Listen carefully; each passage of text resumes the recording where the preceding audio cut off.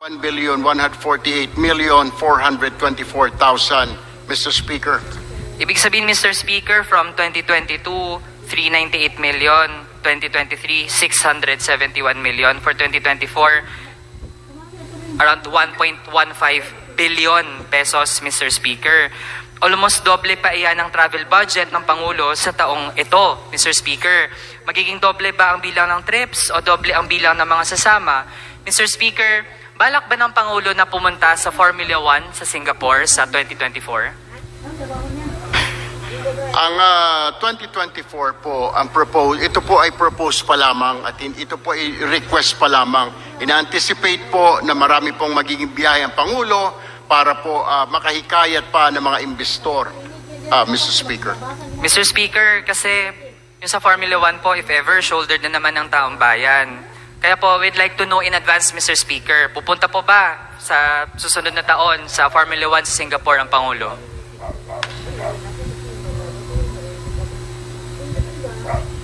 Ang presidential po, ang local engagement, foreign state at working visits ng Pangulo, at pati ang visiting foreign state leaders, ministers at iba pang mga dignitaries ay nagmumula po dito sa mga pondo na ito ng Office of the President, Mr. Speaker. Mr. Speaker, hindi po head-on na nasagot yung ating tanong. And Mr. Speaker, ang First Lady din naman ay proud na dumalo ang Pangulo this year sa Formula 1 para sa networking. So kung proud po ang Office of the President, di dapat po hindi ikahiya kung dadalo ang Pangulo sa Formula 1 sa 2024. Ang biyahe po ng Pangulo sa Singapore ay ito po ay isang imbitasyon mula po sa isang grupo. Ay yung pong pagpapanood sa formula po, ito po siya po ay naimbitahan lang, Mr. Speaker, in advance. Sige, Mr. Speaker, hindi ko na po ididiin kasi kahit mismo sponsor po natin ay nahihiyang i-admit kung dadalo next year ang ating Pangulo sa Formula 1 sa Singapore. Mr. Speaker, i-assess po natin ang foreign trips. Ang daming travels noong second half ng 2022. Para matasa po ng tama ang epekto ng foreign travels, we'd like to ask, gaano kalaki na ang ating foreign direct investments for the first half of 2023? Bago ko po sagutin yan, Mr. Speaker, ang kanyang tanong, babalikan ko muna yung tanong po ng aking kaibigan. Yung hinggil po sa Formula 1, ito po ay upon invitation. So hindi po natin sigurado kung may mga invitations po ang darating sa Pangulo next year at kung meron po siya mga invitations for a meeting, yun naman po ay sinabay lamang. Nauna po kasi yung invitation para po dun sa business conference meeting sa Singapore at yung Formula 1 racing naman po, yun po naman ay sideline lang ho dahil siya po ay naimbitahan, nabigyan po ng ticket, Mr. Speaker, as far as I know, Mr. Speaker. Yeah. So Mr. Speaker, sa foreign direct investments, gaano po kalaki ang ating FDI first half of 2023 tsaka first half of 2022 na rin? Sa first half of 2023, Mr. Speaker. Tapos noong 2021, buong taon na po, Mr. Speaker, $10.5 billion or kung half year, nasa $5.25 billion, Mr. Speaker. Kaya mas malaki pa ang rate ng pagpasok ng investments sa bansa noong emergency pa ang pandemic kumpara ngayon, Mr. Speaker, kahit na biyahe ng biyahe ang Pangulo. Kaya this implies hindi naman pag-attract ng FDIs ang pangunahing dahilan bakit biyahe ng biyahe ang Malacanang. Nababaon sa utang ang mga Pilipino sa dagdag na gastos, kaya the Filipino people should not pay for the revenge travel of our top officials, Mr. Speaker. Now, proceed. Sa katanungan po ng aking kasamahan dito sa Kongreso, ang 2021 travel expense po ng Office of the President ay nasa 37,499,000, Mr. Speaker. Mr. Speaker, magkano naman ang ginastos for travel noong 2022, last year? Ang 2022 po ay umakyat sa 398,307,000, Mr. Speaker. With that, Mr. Speaker, grabe, more than 10 times ang ginastos sa mga biyahe last year. Mr. Speaker, kung 398 million ang nagastos, magkano naman supposedly ang allocation for travel ng Presidente sa national budget noong 2022? Linawin ko lamang po yung aking naunang statement, Mr. Speaker, kung ako'y papayagan ng aking kaibigan dito po sa Kongreso. Kaya po mababa ang 37 million lamang noong 2021 dahil ito po ay panahon ng pandemya. At alam po natin na Pangulong Duterte ay hindi po bumiyahe ng mga panahon na yun. Subalit, nung pagpasok po ng Administrasyong Marcos, kaya po ito umakyat, nag-umpisa na po ang pagbiyahe ng palasyo, ng Pangulo, Mr. Speaker. Yeah. Mr. Speaker, so yun po. Kung merong 398 million na ginastos, magkano ang actual allocation? Yung nasa General Appropriations Act noong 2022. Actual name, actual yan. Actual yan. Ito po ang, Mr. Speaker, ang aktual na pondo na gamit, 398,307,000, Mr. Speaker. So Mr. Speaker, pero yung nasa GAA po, supposedly yung inalot lang ng Kongreso for travel, magkano po siya?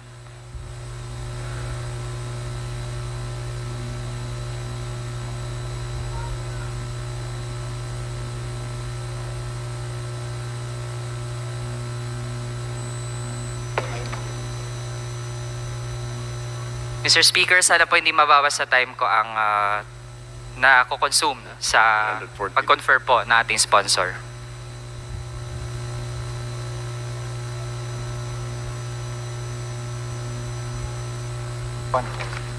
Mr. Speaker, ako po humingi ng paumanhin sa aking pong kasamahan sa Kongreso, pero ito po ay 314,372,000, Mr. Speaker.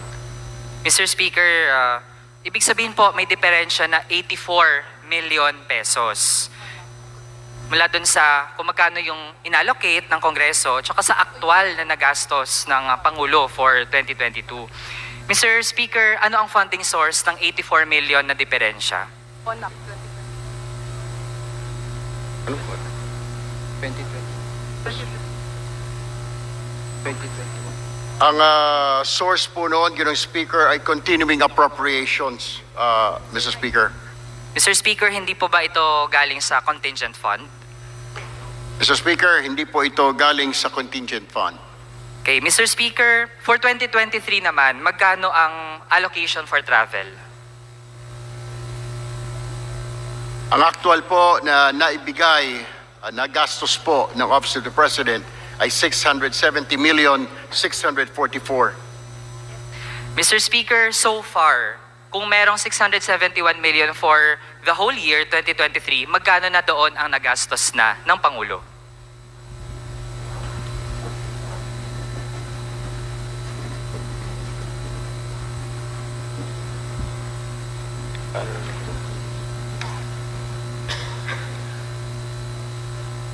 So far, Mr. Speaker, ang nagagastos po ng Office of the President para sa travel expenses ay nasa 418,535,969.46, Ginoong Speaker.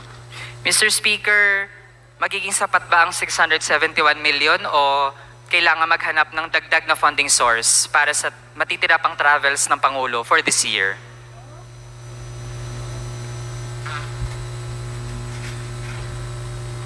Mr. Speaker, may CONAP for 2022. Mr. Speaker, can the sponsor clarify? Ang 671 million, sapat na po ba yun? O kailangan pa mag-source from other funds? Ito po, Mr. Speaker, ay sapat na dahil kung titingnan ho, ngayon ay nasa Oktubre na ho tayo and wala na po mga mukhang ang travel ng Pangulo ay limited na sa mga panahon po na ito, Mr. Speaker. Mr. Speaker, for 2024 naman, ang travels ng Presidente ay shouldered ng alin pong line item sa budget, tsaka magkano?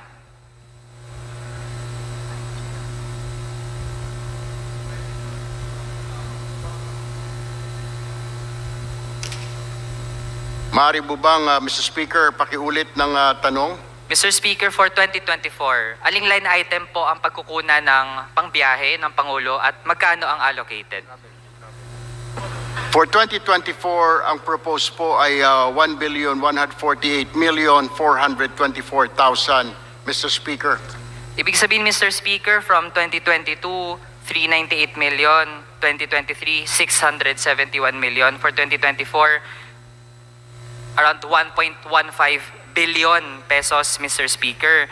Almost doble pa iyan ang travel budget ng Pangulo sa taong ito, Mr. Speaker.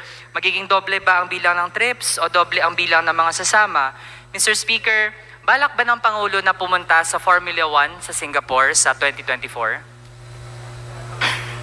Ang 2024 po, ito po ay propose pa lamang at ito po ay request pa lamang. Ina-anticipate po na marami pong magiging biyahe ang Pangulo para po makahikayat pa ng mga investor, Mr. Speaker. Mr. Speaker, kasi yung sa Formula 1 po, if ever, shouldered na naman ng taong bayan. Kaya po, we'd like to know in advance, Mr. Speaker, pupunta po ba sa susunod na taon sa Formula 1 sa Singapore ang Pangulo?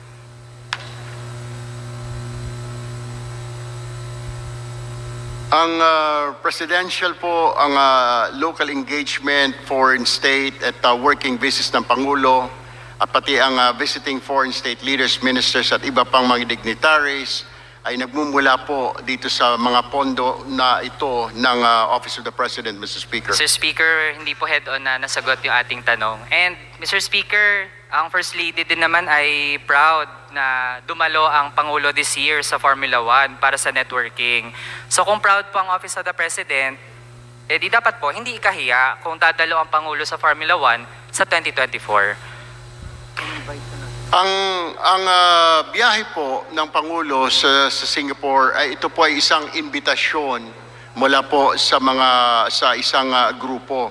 Ay yung pong pagpapanood sa formula po, ito po siya po ay naimbitahan lang, Mr. Speaker, in advance. Sige, Mr. Speaker, hindi ko na po ididiin kasi kahit mismo sponsor po natin ay nahihiyang i-admit kung dadalo next year ang ating Pangulo sa Formula 1 sa Singapore. Mr. Speaker, i-assess po natin ang foreign trips. Ang daming travels noong second half ng 2022. Para matasa po ng tama ang epekto ng foreign travels, we'd like to ask, gaano kalaki na ang ating foreign direct investments for the first half of 2023? Bago ko po sagutin yan, Mr. Speaker, ang kanyang tanong, babalikan ko muna yung tanong po ng aking kaibigan. Yung hinggil po sa Formula 1, ito po ay upon invitation. So hindi po natin sigurado kung may mga invitations pong darating sa Pangulo next year at kung meron po siya mga invitations for a meeting, yun naman po ay sinabay lamang. Nauna po kasi yung invitation para po dun sa business conference meeting sa Singapore at yung Formula 1 racing naman po, yun po naman ay sideline lang ho dahil siya po ay naimbitahan, nabigyan po ng ticket, Mr. Speaker, as far as I know, Mr. Speaker. Yeah. So Mr. Speaker, sa foreign direct investments, gaano po kalaki ang ating FDI first half of 2023 tsaka first half of 2022 na rin? Sa first half of 2023, Mr. Speaker, ay meron ng 71.78 billion pesos na investments or dollars, 71.78 billion dollars, Mr. Speaker. First half po ito of 2023, Mr. Speaker. Total po yan, Mr. Speaker. Pero sa first half lang po ng 2023, Mr. Speaker.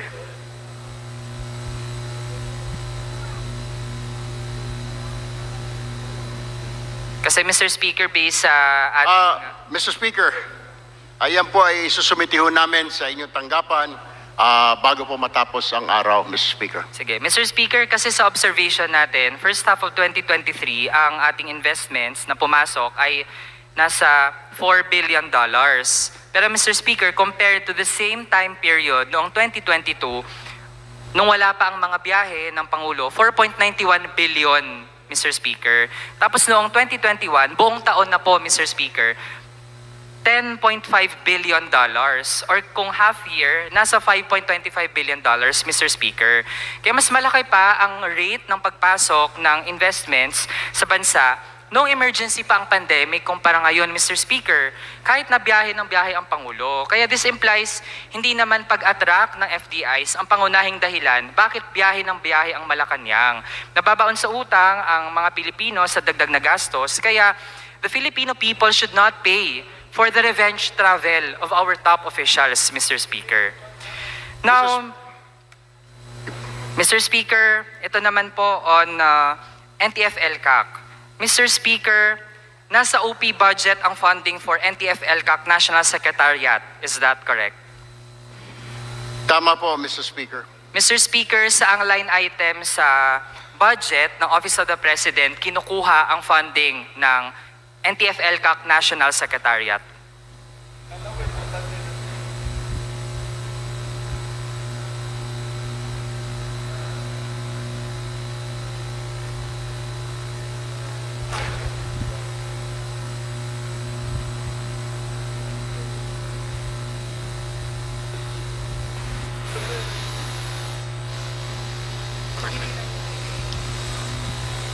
Ito po ay kinukuha sa Presidential Oversight Program, Mr. Speaker. So, Mr. Speaker, we note for the record na Office of the President ang nagtitiyak ng day-to-day functioning ng NTF-ELCAC. Galing sa Office of the President ang panggastos para sa NTF-ELCAC National Secretariat. Mr. Speaker, sino ang nagpe-preside sa meetings ng NTF-ELCAC? Is it the President? Is it the National Security Advisor? Ang nagpe-preside po ng NTF ELCAC meeting ay ang Executive Secretary po, Mr. Speaker. Mr. Speaker, is the Executive Secretary a part of the NTF-ELCAC? Mr. Speaker, ang Executive Secretary po ay bahagi at miyembro po ng NTF ELCAC. Mr. Speaker, I have a copy of Executive Order Number 70 Series of 2018. Mr. Speaker, wala sa listahan ng mga bahagi ng NTF-ELCAC ang Executive Secretary. Kaya Mr. Speaker, I don't think the Executive Secretary is in a position to take over the President para mag-preside sa mga meeting ng NTF-ELCAC. Hindi naman po siya ang chair, hindi din siya ang vice chair ng NTF-ELCAC. Mr. Speaker, how often ba nagmi-meeting ang NTF-ELCAC? Mr. Speaker, maaari po bang pakiulit ng tanong? Mr. Speaker, how often nagpupulo ang NTF-ELCAC? Once a month? Twice a month? Mr. Speaker, ang pagpupulong po ng NTF ELCAC ay at least isang beses sa buwan, Mr. Speaker. Mr. Speaker, based sa EO70, meron po talagang listahan sino ang mga bahagi ng NTF-ELCAC. Recently, Mr. Speaker, dinagdag ang Vice President as co-Vice Chair, tsaka may 11 na mga additional departments. Mr. Speaker, sa ngayon kasi meron tayong 22 departments in total. Mr. Speaker, sa 22 na departments natin, 9 lang ang original na members ng NTF-ELCAC. Tapos may dagdag na 11. Kaya Mr. Speaker, we have 20 out of 22 departments who are members of NTF-ELCAC. Kung totoo na patapos ng armed conflict sa bansa, kaduda-duda na dumarami ang members nito. Mas marami pa yung dinagdag kaysa sa original na members, Mr. Speaker. Kaya tanong natin, na-amend ba ang EO70? Mr. Speaker, ang sagot po dyan, ito po ay sa ilalim po or bahagi po ng whole of government approach. Ang pag-attend po ng Vice President sa NTF-ELCAC bilang siya po ang Secretary of the Department of Education, Mr. Speaker. Mr. Speaker, hindi na-amend ang NTF-ELCAC. Naglabas din ba ang Pangulo ng written guidelines in relation to EO70?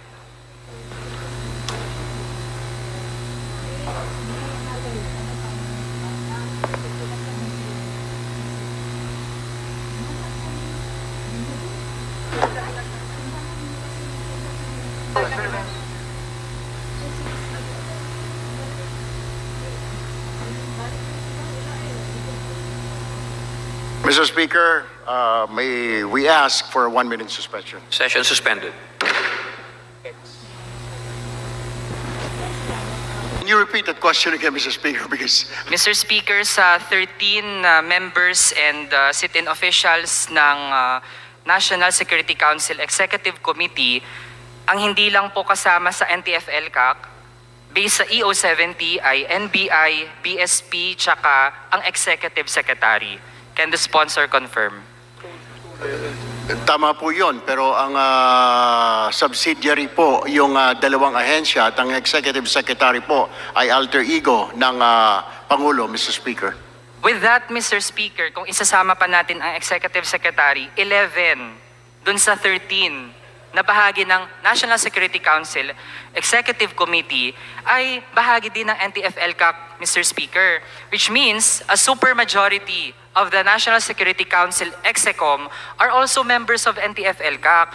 Binibigyan nito ng kapangyarihan ang NSC na panghimasukan ang gawain ng mga civilian agency na ginawang bahagi ng NTF-ELCAC. Hinahatak sila palayo mula sa kanilang mandato patungo sa mga security activities, Mr. Speaker. That will be the last question of Mr. the Honorable. Speaker, I'd like to ask for the indulgence of this body kasi Mr. Speaker, hindi naman po tayo nakapagtanong noong committee level. Mr. Speaker, 3 minutes na lang po, Mr. Speaker. Majority Leader.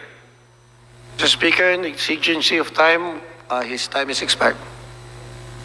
Mr. Speaker, allow me to have a rejoinder to end my interpellation. Mr. Speaker, ang mga namumuno sa NTF-ELCAC in the absence of the President habang siya ay nasa kanyang mga biyahe ay retired Army General as NTF-ELCAC Vice Chair and NSC Director General, dati ding AFP Chief of Staff. Mr. Speaker, ang Executive Director ay retired Army General, nag-retire nitong 2023 lamang, dating Commander ng North Luzon Command, Mr. Speaker. Kaya, to end, Mr. Speaker, kung patapos na ang armed conflict sa Pilipinas, dapat malapit nang matapos, mapapanis na dapat ang mandato ng NTF-ELCAC. Kaya dapat hindi na nito nilalamon ang gabinete na pinamumunuan na sa ngayon ng mga ex-military officials. Mr. Speaker, hindi din pwedeng from ending armed conflict, iti-twist natin ang NTF-ELCAC to prevent armed conflict. Kasi ang ibig sabihin nun, Mr. Speaker, ay repression ng mga sibilyan, arbitrarily labeled and perceived as supporters of armed conflict. Kaya Mr. Speaker, dapat lang it's high time that we abolish NTF-ELCAC, headed by the President, and realign its funding from OP, other executive offices, and agencies directly to social services like education and health. Maraming salamat, Mr. Speaker. Majority Leader. Mr. Speaker, we'd like to recognize the next